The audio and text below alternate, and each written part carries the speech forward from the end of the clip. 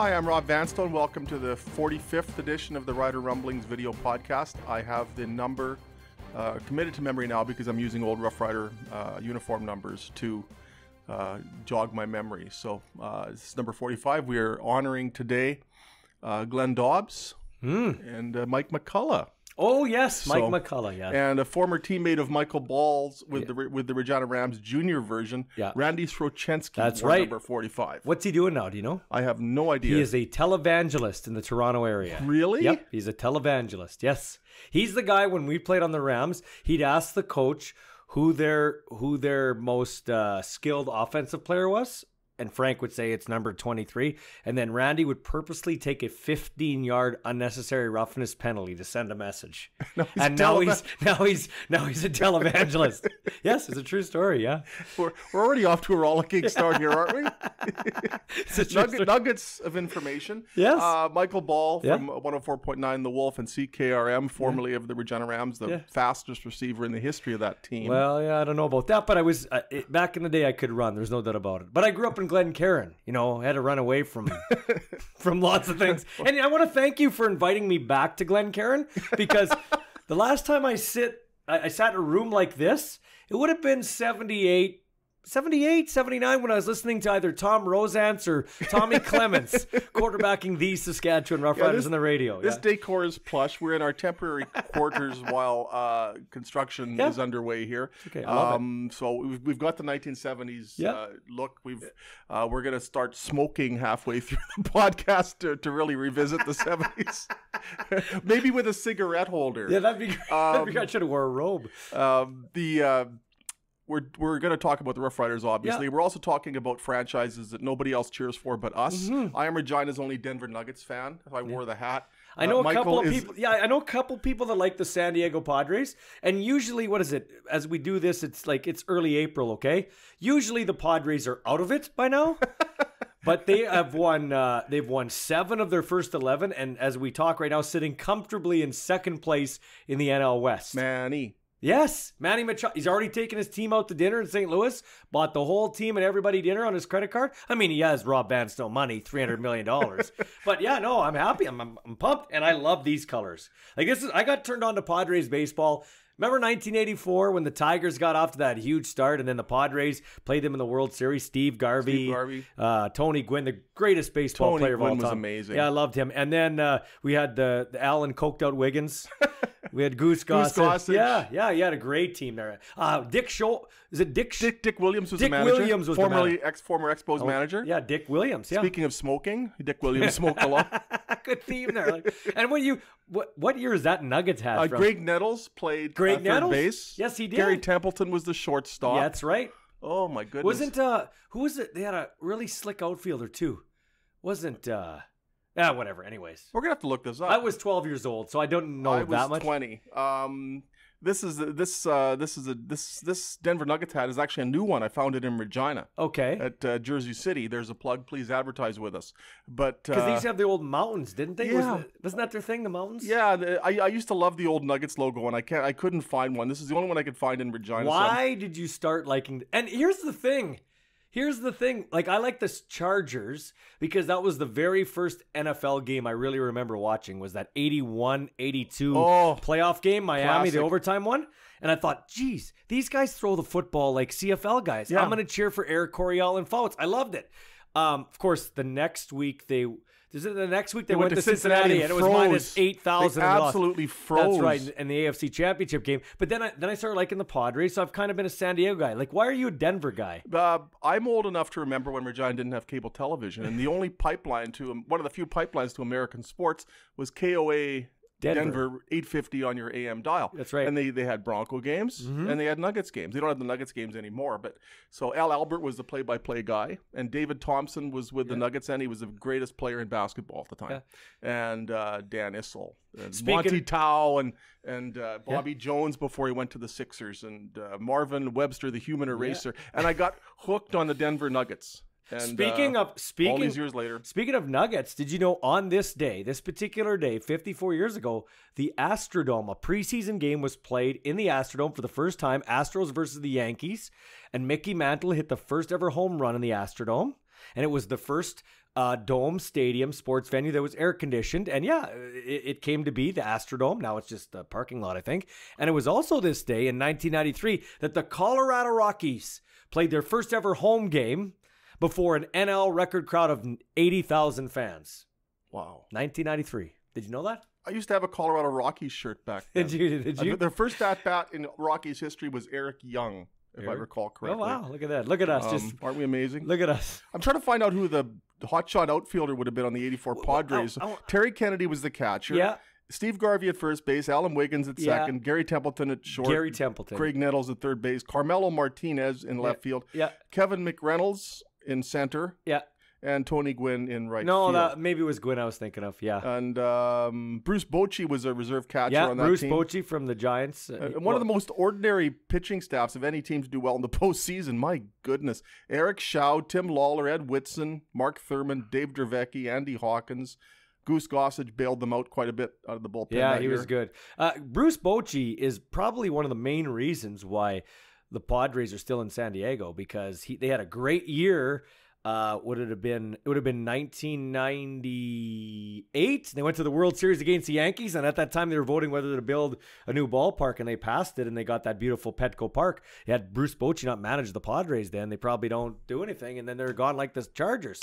Which I still can't believe. I can't either. How is this possible? I hate that. It's just... I hate it. Yeah, it sucks. What is it about California? California and the NFL, it's just absolute goofiness throughout its history. Did you hear Sean McVay of the Rams? His house got broken into, burglarized the other day. They don't know what was stolen, but we know one thing that wasn't stolen, the Lombardi Trophy. They didn't take that. Was that not the most boring Super Bowl game you've ever seen in your life? That was absolutely treacherous. And it was so predictable because you knew that Bill Belichick was going to eat the young hotshot's lunch. So here's a question. And he did. Here's a question for you. Do you think Gronk is done? Or do you think he'll come back about game 9? I wouldn't be surprised if there's a cameo late in the season. It really wasn't the most convincing retirement we've ever seen. And he might end up playing as many regular season games as he would have had he not retired. Hey, speaking of Super Bowls, if you ever want to get Jon Ryan mad, who's become a good friend of mine, if you ever want to get Jon Ryan mad, just ask him about the one where Malcolm Butler picks it off when he could have won back-to-back Super Bowls and didn't. Yeah, we've talked about that. We've also talked about them beating Denver 43-8 the year before. So if I want to get under John's skin, he can turn around and reciprocate in ways that will turn me into. When did you stop watching that game, or did you watch it because Regina Boy was playing and it was going to win the Super Bowl? My wife was just telling the story the other day. I got really upset, and after the third quarter, I'd had it, and my phone was blowing up because I was getting mocked on text via text message, and Twitter was going nuts, and I was just getting so much mockery, and people were making fun of me, and worse yet, they were making fun of Peyton Manning. So I'd had it. So I went to the Southland Mall cinemas and just basically went to the next movie that was starting, which was Wolf of Wall Street that I'd seen a week earlier. And and I enjoyed Wolf of Wall Street, turned off my phone, and then I went back home and texted John and congratulated him on the Super Bowl. Amazingly, they preserved their lead I don't know how they did not blow it. Yeah, you're right. And he texted me right back, and I suddenly felt good about what had happened to the Broncos. I thought, I just texted somebody who won a Super Bowl, and he responded immediately. How could I not enjoy this day? You know, if I can and just the Ryans is such a wonderful family. If I could just take a look, we want to continue this Jon Ryan talking the Riders, obviously, because we're talking Riders football here. But, you know, that's the one disappointment I have with either the Rams, who I'm a graduate of, and or the university. Like, you look at our little old university in Regina, Jon Ryan Super Bowl champion, right? Akeem Hicks. Like, would he be a top 5 defensive, front 7 guy in the NFL? You know, outside of Khalil Mack, best player on his team, played here with the Rams. Stephon Charles played in the NFL, AAF, and now he's going to come back to the CFL. Brett Jones from Saskatchewan, played with the Rams. I mean, there's Tavon Campbell. When you walk into the University of Regina, you should see pictures of these guys everywhere, but you don't see it. And the Rams never did a very good job promoting it either. Like, you got a marketing tool sitting right in front of your face. I don't understand it. A lot of times I've been on this horse for a long time. We just don't support our own. I don't understand it. You know what bugs me? And Jorgen Hughes could long snap in the NFL. He tried out. Yeah. But he could go down there, no problem. He's as good as there is at what he does. I've had so many people say in recent days that it'd be great if Jon Ryan played for the Rough Riders because it'd be great to see a hometown boy on the team. Well, why didn't you watch him when he was with the Rams? Why didn't? I mean, how many people showed up when he was with Sheldon? You know, I remember the Jason Claremont situation. People said, gee, the Riders would get better crowds if they drafted Jason Claremont in 2002. Not enough people went to watch Jason Claremont when it was one of the most amazing shows you'll ever see when he was with the junior and University Rams. So why don't people support these teams? Noah Picton, you're watching this awful Rider offense last year, and 33,350 people routinely show up to watch the Rough Riders throw 9 touchdown passes or 11 touchdown passes all season. Or you can go watch Noah Picton, who is probably the best quarterback in Saskatchewan last year. Absolutely. But where were the people? Here's what you could watch. People could have gone and watch Sawyer Bittner the years before that with the Thunder and seen an amazing. Now it's different. It's different for a kicker with Jon Ryan. Okay, it's different because kickers are just a little bit different. Okay, in terms of how people approach them. But I want to get your thoughts because you're very knowledgeable. No, about football. Quit cutting yourself down. I love you, man. So let's talk about this because it really makes me mad. Randy Ambrosie's doing this 2.0 tour, and I get what he's doing. I get he's trying to grow our game. Okay, and he's talking about kids that after their university days are done, they should have a place to go play somewhere, right? I get that. But why are we... Darryl Leeson can play senior football in Alberta until he's 44. He's going to be 68. He's still going to be throwing 40 touchdown passes. He's the Tom Brady of Alberta Football League. But what I'm getting at here is, why are we so quick... Now we're going to get rid of Canadian starters. It makes no sense. It makes no sense. And why are we doing a CBA? Could somebody explain this to me? Why are we doing a collective bargaining agreement for a team that is 50-50 at best to be here? And if it does happen in Halifax, and I hope it does, it's not going to be here before this CBA expires. It's not. Or very late in the deal. So why are Montreal? Who knows what's going to happen in Montreal in the meantime? Like, you want to know why the NBA is big and why the NFL is big and why the NHL is big here in Canada, at least, because there's a guy in Alabama that watched The Football Life with John Randall. I'll just use him as an example. He's in a little house with 8 people living in it. He's got to go to the store and buy a tub so they can all bath in it. Well, believe it or not, there's somebody in Alabama that watches that story and say, I could be the next John Randall. So the dream is there. The allure of playing NFL football is there. What about for the Canadian kid? Your quarterbacks already don't have a dream. Yeah. Noah Picton, they don't have a dream. And the roster rules regarding nationality are discriminatory toward Canadians. Yeah. So what happens is what you're going to do is you're going to drop, and don't tell me this isn't going to happen. We're going to drop Canadians from 7 to 5 starters. You know what we're going to create? We're going to create a league full of offensive and defensive linemen. That's what we're going to do. With virtually nobody here in the offseason to promote the team who's actually a starter. Yeah, and who's going to want to name me a kid that says, no disrespect, because I had a conversation at supper with Dan Clark about this the other day. Nobody wants to grow up to be Dan Clark when they start playing football. Nobody wants to be Brendan Labatt. Nobody wants to be Brett Jones. Yes, when they get bigger, yeah, maybe I want to be a lineman.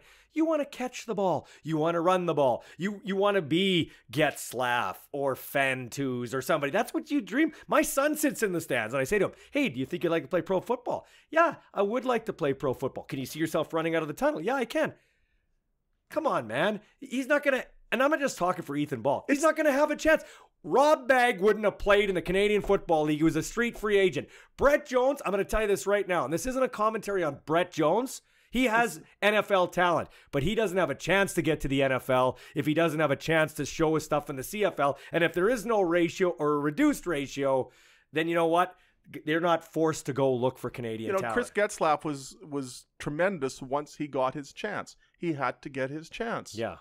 So does that happen? So we're talking about Jon Ryan. Maybe Jon Ryan doesn't get a chance. Maybe Jon Ryan, the Canadian punter, doesn't start with Winnipeg, and then Cal Murphy sees him, takes him to Green Bay, and then he has this big 13-year career, makes money to set himself up for life, and now it would be really cool, Rob, because I know where you want to go with this, for him to come full circle and wrap it up here in Regina. It's so storybook. And first of all, I'm going to go on a quick detour and say, it's the Canadian Football League. Yeah. Of all organizations that should be promoting Canadian talent and the advancement of Canadian talent, it should be the Canadian Football League. If they're not going to do it, who is? So for the Canadian Football League to even consider, let alone enact a rule that reduces the amount of Canadian starters it's just absolutely repugnant to think of that. We could talk all day. I'm a radio guy. We have to play 35% Canadian content, okay? I remember a time when Shania Twain came to our old radio station on Halifax Street. Shania Twain. Shania who? Nobody knew who she was. She brought her tapes. She was begging for interviews. We played her music. Not just us, but everybody in Canada. And now Shania Twain's one of the biggest stars. But she had to have a platform to get there, right? And so... And when you're living next to the giant, like is the NFL, like why give everything away? And people say, well, it's more than just the Canadians. It's part of it, man. And don't you agree? That's part of the strategy. It's one of the great parts of it. It's part of the strategy. You got to manipulate your roster, not only in the offseason, but you got to manipulate your roster on game day. It's part of the great strategy. You know what? You take out the Canadians, because don't laugh. It was 10. It was 10 starters back in the mid-90s. And then it went to 7, and we always heard, well, it'll go back up. It didn't go back up. No. And now we're hearing, well, it'll go to 5, but when we get the depth back up, we'll go back to 7. I had 2 personal conversations with Chris Jones, who is a noted talent guy, right? We all agree on that, right? Yep. He said the Canadian talent has never been better than now. When I broke into the league in 2002, it was a joke. That's what he told me. It is not a joke anymore. The coaching is better. The talent is better. So if that's the case, how can we be stretched so thin now all of a sudden? Exactly. If you look at it, a 9-team league, that's what it was when I grew up watching the Canadian Football League, and there were a lot more Canadian starters than there are now. And the product was tremendous. That is, by many people's appraisal, the golden era. Yeah. Part of the golden era of the Canadian Football League. So if there were enough Canadians back then to stock CFL teams, how can there not be even more now, considering the degree to which the developmental system has progressed? Now, the NFL is taking some of those guys, admittedly, but there's still a ton of them that are available at a caliber that wasn't even fathomable once upon a time. Yeah. You look at the growth of minor football in Regina, in Saskatchewan. You look at amateur football in Saskatchewan with 4 university or junior teams. You look at the absolute explosion of football in Quebec. Yeah. So there are more Canadians who can play than ever. Yeah. And a lot more of them are going down to the States to get the training that should serve them well coming back here. Yeah. So I think there's a better case for more Canadian starters than fewer. Yeah. But I'm dreaming to think that'll ever happen. Well, yeah, and but you know what though? Guys like you that have been around a long time, guys like me that are in a position to talk, we need to talk about this because back to that whole Ram discussion. We don't promote our own. We automatically think, and I'm not saying by and large the United States don't have better players because they just have. There's more of them. They could play year round, although I think our great programs here are doing an awesome job in the off season with the South Sask Selects and Football Saskatchewan and all that stuff, okay? But here's they got paid high school coaches in the States. We can't compare the system. You can't compare the system, but we need to promote our own. We're so quick to spend $80 to go watch a guy from Lakeland, Florida because he's apparently better, but we won't spend $20 to watch a kid from Sheldon Williams or Lakewood, Regina. It makes no sense to me. But back to Jon Ryan. Yes, Jon Ryan. I'm really excited for this. I had a conversation with Ryan 7-8 years ago. I said, would you ever like to play? Because he used to say Green Bay Packers were his dad Bob's favorite team, right? Yep. And at least Bob got to see him play for the Packers before he passed away. That was wonderful. That was great, and Paul Hill helped out the family in there, and that was great by my boss. But I'm looking at this. And I said, John, would you ever like to play for the Riders? He goes, you know what? I would love to play for the Saskatchewan Roughriders. And I know in one of your recent stories, you had a picture of young Jon Ryan sitting beside the Grey Cup or whatever. He turned 8 the day they won the 89 Grey Cup. Yeah, so and he's been a season ticket holder through the 90s and everything just till he started with the Blue Bombers. So I'd love to see him come back here. And in the age now, another stupid thing with the CFL, I get it from the player standpoint. I want them to get as much money as they can because it's a meat market. Let's be honest, in and out. But this one and done where you're always going, you can't build any familiarity with anybody. You go get a jersey at the Rider store. Are you going to put a name on the back? Because they're gone the next day. Put your surname on the back. That's the safest thing you can Jon do. Ryan to be here would be just a great story. And he says he can punt. You and I both talked to him in different interviews. He says he wants to play till he's 50. Laugh if you want, but that guy is in unbelievable shape. If he could play till he's 50, if there's one guy that could, it's Jon Ryan. Yeah, I really don't have any doubt that Jon Ryan can come here. And I know, he said to me the other day, I might not have the 70-yarders that I once did, but I'm not going to have the 25-yarders that I once did either. Right. and I think if you look around, you look at the Rough Riders, they could use an upgrade punting wise. And I love Josh Bartel as a person. He's been a very good punter for the team. But if you look at their punting last year, they're near the bottom in net yardage, and they're near the bottom in gross yardage. Now, part of this, I'm not sure what Josh Bartel was asked to do. Was it strategic, Rob? Like, was he asked to do that? These pooch punts or whatever they had, But at whoever behest this was done, at whomever's behest this was done, regardless, their net per punt was just over 33 yards. Yeah. So I don't know if it was directional where you try to cut the field off and we'll just sacrifice length for just coverage, but there's a lot of times when they would directionally kick it and the guy would still break out of there. So, and then you saw Josh Bartel a couple of times last year or over the last couple of years. He can boom 60-yarders when he has to. Ask him to. Yeah. I don't know if you look at the numbers. I'm not sure if they're a commentary on Josh Bartel's punting or commentary on the system. Yeah. But regardless, they weren't really, presumably this was all done with the net punting in mind. Yeah. And that was still near the bottom. So I think there's a case for bringing in a punter. If I'm the BC Lions, I'm all over Jon Ryan right now. You've lost Tai Long. Yeah.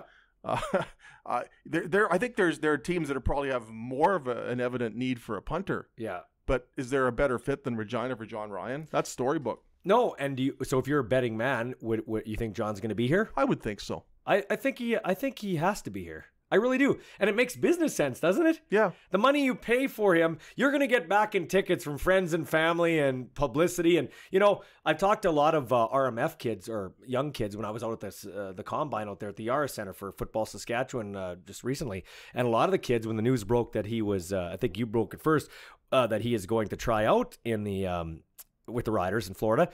A lot of the kids are like, is that really true? Oh, that's cool. The one thing we don't have is a kicking camp. And that's what they don't, you can go to quarterback camps all you want, and you can go to receiver camps, and there's not a lot of kicking camps, and especially locally. John had to do it on his own and go to Arizona every winter. Can I tell you a great story about Jon Ryan? Let me tell you, this is a great local story. So I coach in the NFL Flag Football League here that Mike Thomas of Football Saskatchewan puts on. By the way, what a league. Like, I think when they first started, there was 75 kids, and I think this is the 12th year, and they're up to like 2,800. Like, it's the fastest growing league in North America. But the CFL wants to reduce it to 5 Canadian starters per team. Can you believe that?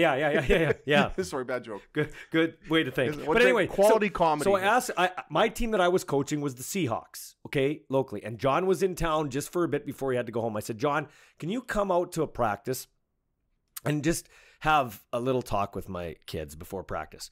He said, sure. So he meets me in Lake Ridge and he comes out there. Well, we just get out there and the skies open up and it starts hailing and it starts coming down. So we're under the trees and then it quickly passes, but it's still kind of raining. I said, well, John, I guess we're going to cancel practice and thank you for coming out. Cancel practice? We're not canceling practice. So he hauls all my 10-year-old kids out. He runs them through the whole practice himself. And then we take a team picture at the end. And I said, you're just like Antonio Cromartie, except these aren't all your kids.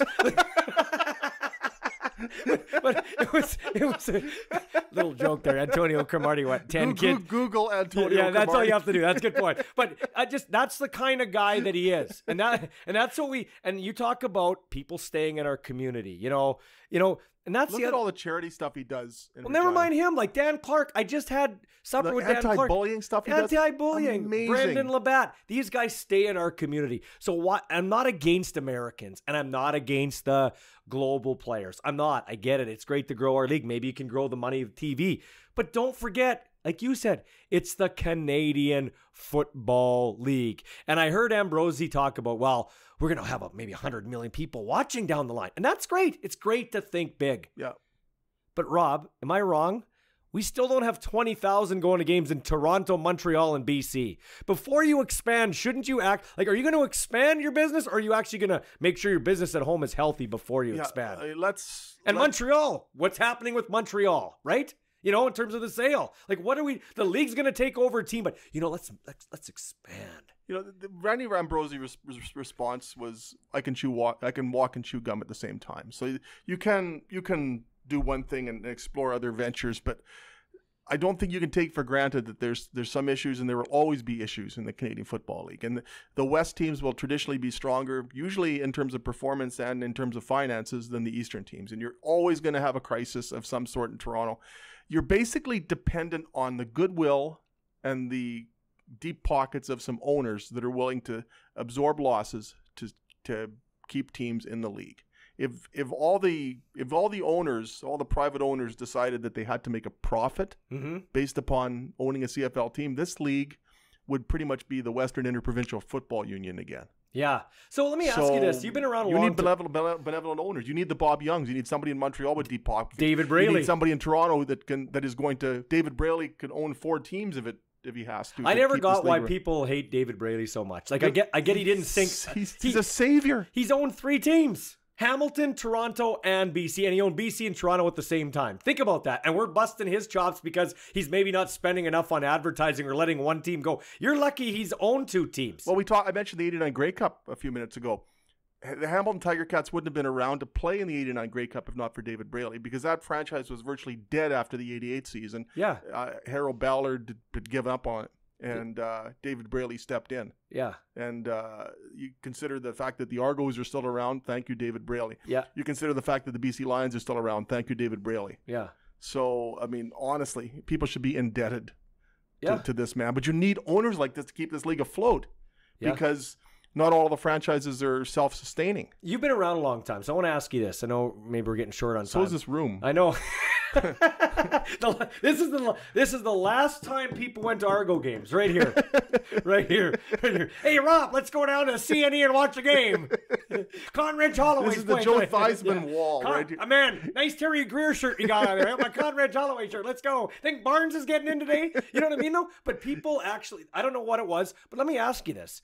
Why do you think the Western teams are so much better than the Eastern teams? I've never figured this out because the Eastern teams, most of these guys, Durant, Duron Carter, whatever, they got a lot of Eastern-based families. I know when I talk to these guys, they love, like McCullen stuff, they love going east to play because that's when their friends and family watch them. Yeah. So you think it'd be easier... They'd have better players. It would be better. I don't understand why football's not better in the East. And it's not just a recent phenomenon. You had a lot of years where, okay, maybe there's one really good team in the East, but after that, it was barren. Yeah. And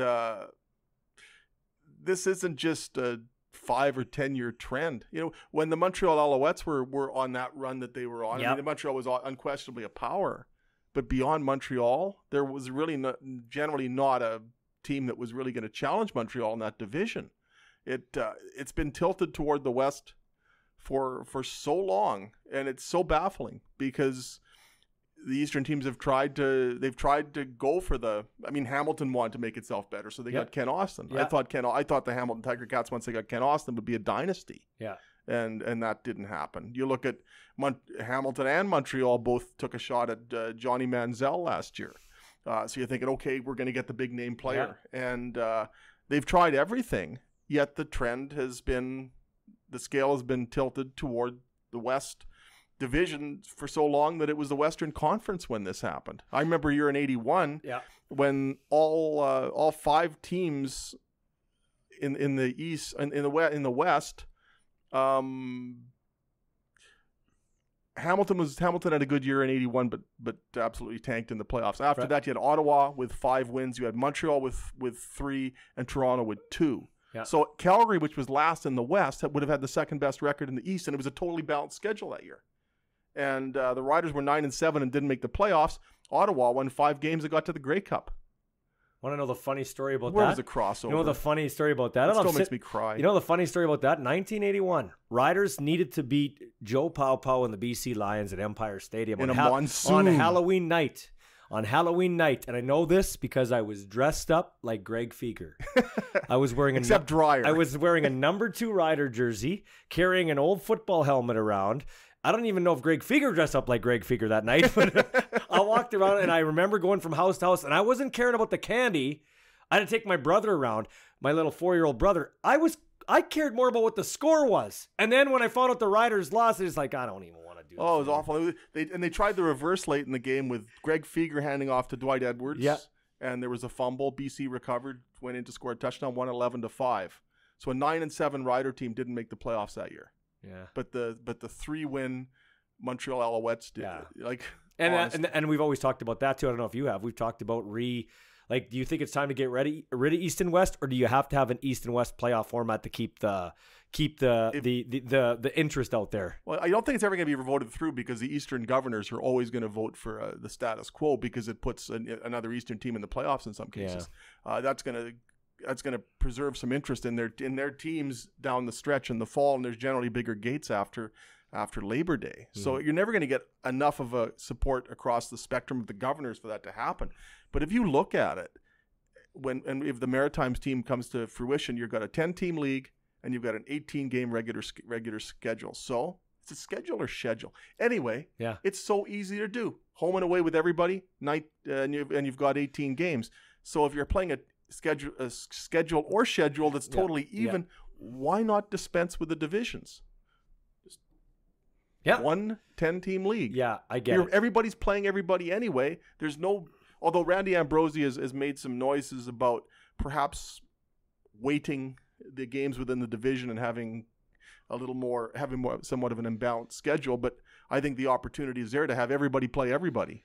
Yeah, and then why do you need divisions if it's 2 games against every other team in the league? I just, and I don't want to come across like I'm banging on Randy Ambrosie. I think he's done some really good things, like reversing that the challenge situation, and he's done some really good things. Great with the fans. Great with the fans. A great conscience for this league. He does, and I really think he has the league's best interest at heart. But I think we got to be careful, and just what we were talking about. Just that's my only concern. Just let's keep it Canadian. Canadian's where it's at, man. It's where it's at.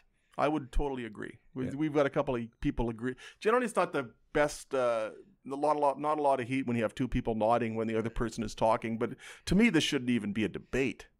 But the CFL should be a haven for Canadian football. But here's the thing: don't they have to? Because there's rumors that it's already a done deal. But don't they have to vote? I think they have to vote on it, don't they? And you think there's more Canadians in the league by the ratio, so they should. If you're a smart Canadian, you should say, "I don't want to lose my job." And the other thing is, with these global players. What are they going to do with them? They're having a European draft on Thursday, and nobody knows how they're going to fall within the roster. And we could go for 2 hours. I know we can't, but here's the other thing. Here's the other thing. Here's the other thing that bugs me. Go have lunch and come rejoin us. Here's the other thing that bugs me about this. So where are those players going? I think if they're global, they should be considered international, and they compete with Americans. The classification is already there. It's already there. Number 1. Number 2, they went down to Mexico and they had their combine, right? The way they present, I know why they made it look good. All the personnel was there because they had to put on a good show because it's a, first impression type deal. But did it not seem strange to you that they seem to put more of an effort into the Mexican combine than they do our own Canadian Football League combine? Like, honestly, why can't we, check this out. It's never going to be the National Football League, okay? It's never going to have that hype. But shouldn't we have some hype? Because people don't buy a product if you don't make them want to buy the product. So why don't we have it, instead of having Randy Ambrosie with a CFL backdrop beside a reporter and with the first pick the Riders take, why don't we actually have it, say, I don't know, Casino Regina. Paper the crowd, Rider fans, whatever. Glitz it up. Glitz it up. Hand out some Hamilton jerseys or whatever, and glitz it up and make it like it's a big deal for the first round. Why can't we do that? Why can't we make it a big deal? The first round. TSN has 5 channels. I'd rather watch the CFL draft than darts. You know what really hurts it, though? You get to the CFL draft, and suddenly if there's 9 first-round picks, 5 or 6, and there'll be offensive linemen, good luck finding video of them. And there's no, Noah Picton can be a marquee player in Canadian university football, but then he goes undrafted. Right. And so in the NFL, you can talk about the star quarterback, and going back to 2012, Johnny Manziel. There's fanfare about these offensive players, but in the CFL, it's generally, if you don't weigh 300 pounds, chances are you're not going to get picked in the first round. And so here's this offensive lineman. If you look at the case of Josiah St. John, what footage was there of him? He barely played at Oklahoma. No, and I get what. So how do you make it a kind of a sexy draft when it's basically hog, grunt, grunt, grunt, grunt? But you're just backing up what I said earlier. Is it not even going to get worse if you get rid of Canadians? Oh, it's going to be hog. You're never going to have a chance. Who's the Name me a big time Canadian receiver that has people turning their heads talking in the Canadian Football League besides Sinopoli. Name me one. Top of your head. Name me one. That's a really good one. One that comes to my head is Lamar Durant. Is he not Canadian? Lamar Durant's good, but not great. Yeah, he's not great. Who else? Corey Watson's 34. I can't think of anybody in Ottawa besides Sinopoli. Montreal, who do they got? Like, there's nobody. There's nobody. And so, what kid wants to grow up to be a lineman? And Brad Sinopoli grew up wanting to be a quarterback. Right. And he didn't get a chance. And I've always said this, and people look at me like I don't know what I'm talking about. And maybe I don't. But here's the thing. I coach at these levels, okay? If you've got a kid in high school that can throw a football 40 yards down the field, but he also can catch the ball, what do you think he's going to do? He's going to say, you know what? I really like quarterback, but I'm good at receiver too. So I think I'm going to go the receiver route. Well, what's the most important position in football? What is it? Quarterback. Yeah. So if I don't have the best athlete playing quarterback in my grassroots level, it affects the whole team. So if I have a great receiver, nobody can throw him the ball. How do I know that guy's a great receiver if nobody can throw him the ball? But nobody wants to throw the ball because nobody's going to get why should it be cut off? But we're taking people's dreams away. Why are we taking their dreams away? Even if you know that they're probably not going to make it. It's called the allure that they could make it. That's why it's called a damn dream. It's a dream. Look at that. That wasn't either of us, by the way.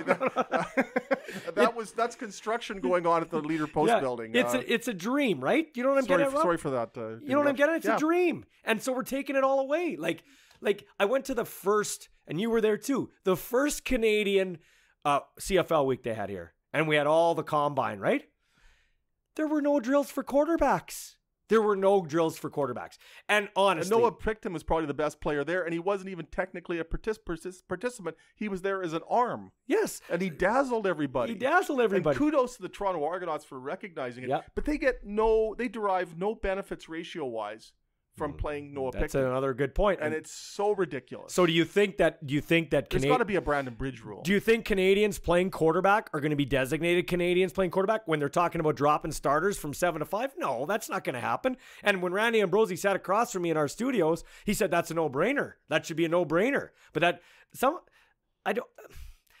it's because the union is not a really strong union. No, it never has been and it never will be. And I wonder if that was thrown out there as a trial balloon because people are thinking, okay, 5 Canadian starters. So now if they come back and say, actually, it's going to be 6, people will say, okay, at least it's not 5 as opposed to people concentrating on it going from 7 to 6. I wonder if it's just a way to soft sell. It's kind of like gas. It's kind of like gas. It's 106, then it goes to 129 with all the taxes, and then all of a sudden it goes back to 112. And before you complain that at 112 is too high, but now you think you're getting a deal at 112. Same thing, right? It's dizzying. Yeah. And the other thing I want to say before we wrap this up, Michael O'Connor. Let me ask you this. Michael O'Connor, quarterback, UBC. Lots of eyes on him. Yeah, do you think there'd be lots of eyes on him if he was just from UBC? Or is it because he spent a semester or half a year with Bill O'Brien brought him into Penn State and he was kind of with Penn State? Like, do you know what I mean? Yeah. There's such an American bias here in Canada. I don't understand it. I mean, okay, look at Tragically Hip and look at Jan Arden. Yeah. And people always say, well, Jan Arden had 1 hit in the States. I don't think the Tragically Hip ever had 1. No. And people look at it and say, okay, because they didn't knock them dead in the States except for Jan Arden and Insensitive, it's held against the artist. No, they're amazing. Well, and Oscar Peterson, my favorite musician from born in Montreal, ended up settling in Mississauga. Yeah. And he always decried the fact that people, you almost have to have that acceptance in the United States before people acknowledge what you've done in Canada. It's Oscar Peterson. He's the greatest musician ever. Yeah. And he always felt that Canadians didn't really celebrate their own. Yeah. And he's absolutely correct. And you can extend that to football. And you can extend it down to the lowest levels. Yeah, absolutely. And, I go to a Rams game and I see... in this beautiful new stadium, I see maybe 2,000 people there. When Noah Picton is throwing the football to Mitchell Picton, to the amazing receivers they've had. When I see Atlee Simon playing in front of those crowds, it's like honestly, what are people missing? They're missing an absolutely great show. Yeah, I totally agree, man. But you'll pay all that money to watch that dismal Ryder offense last year. Yeah.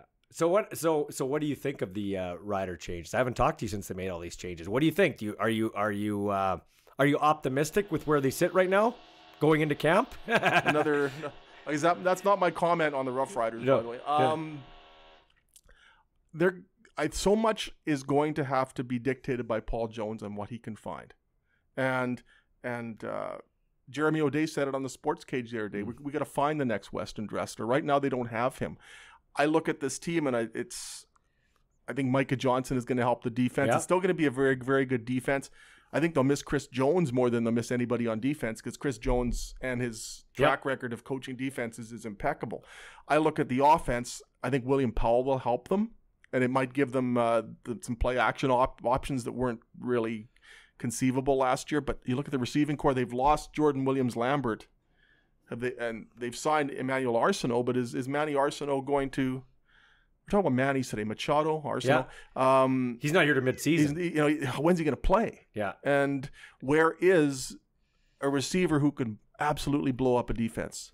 They've got the same offensive coordinator. They've got the same starting quarterback, and they've got a receiving core that looks like it's going to be about the same. And that really worries me. The O-line is pretty good. It's good, but it's getting up there in the age too. I mean, I'll tell you what, and I think maybe I said this here. I know I've said it on my own show.